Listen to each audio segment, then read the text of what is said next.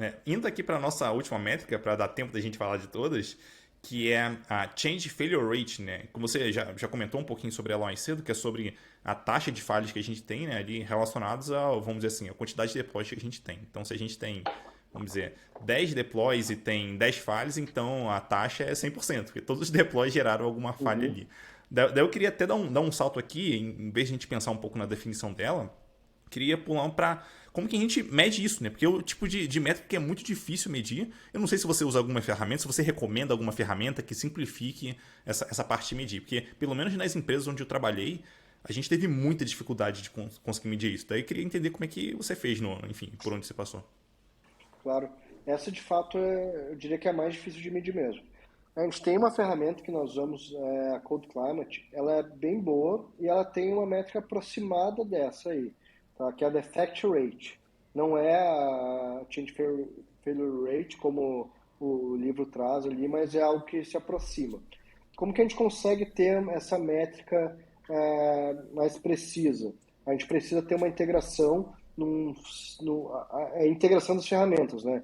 Então a gente tem que integrar CircleCI, seja lá qual ferramenta que a gente usa para deploy, Jenkins, alguma coisa, integrar essa ferramenta com alguma outra ferramenta aqui de análise às vezes de código estático, a gente pode fazer alguma integração ali para conseguir fazer esses tracks e pegar de fato a definição da métrica ali, né? Mas qual que é a minha dica, tá? Geralmente a gente vê dificuldade, isso é uma coisa do ser humano, né? A gente vê alguma dificuldade, dá aquela procrastinada, desiste, vai para o outro lado, né? Então, uma dica que eu dou aqui, as métricas vão ser difíceis, começar a medir, assim, algumas delas, né? Principalmente essa, vai ser difícil. Então, vai por algum caminho que você já tenha mais à mão. Então, por exemplo, uma coisa que é muito mais fácil dos times começar a medir é a cadência de bugs. Então, começar a medir volume de bugs. Então, quantos bugs que eu estou tendo? Cycle time de bug. Cycle time, daí...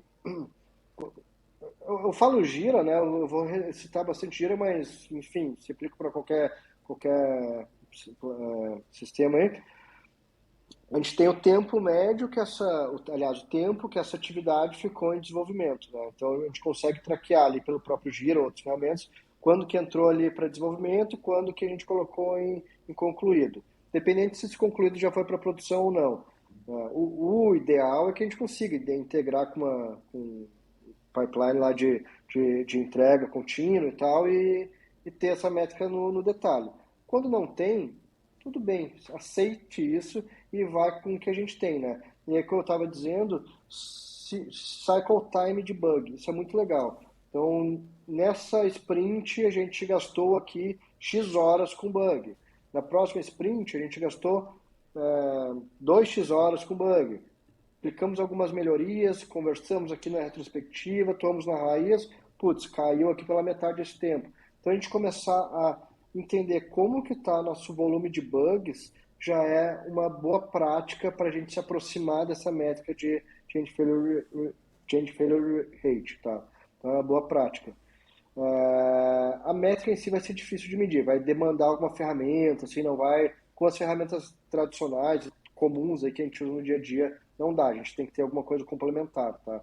Tem que estar. Outra coisa importante, times que ainda não têm maturidade ali numa pipeline de CI/CD, que ainda faz algum deploy meio manual, aí vai ser mais difícil ainda de medir, né? Então vai tudo depender do nível de automação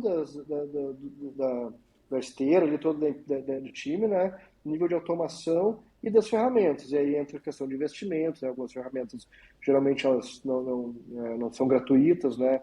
Para times maiores e tal. Então vai depender desses fatores. Mas a minha dica é, não vá tanto nesse detalhe, nessa necessidade do perfeccionismo, sabe? Vai com o que tem. E bugs é algo que a gente já tem, cycle time é algo que já é relativamente fácil de medir, começa por aí.